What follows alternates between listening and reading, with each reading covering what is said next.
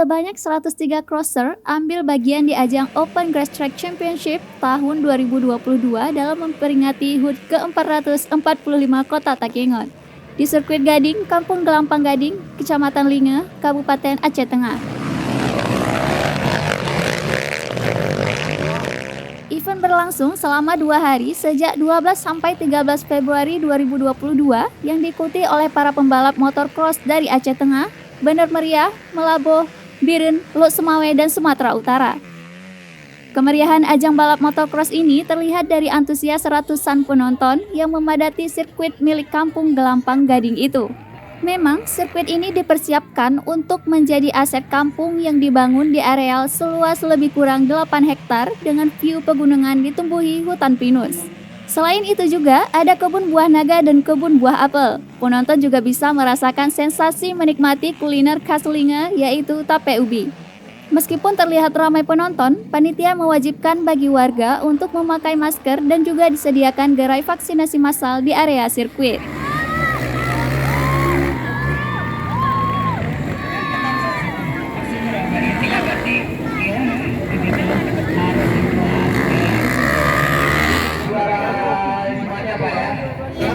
Mari Pak, lihat mari Pak.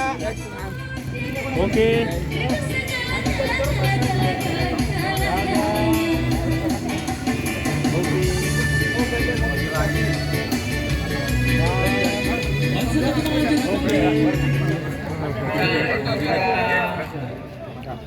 Juga kami ucapkan makasih medis apalagi.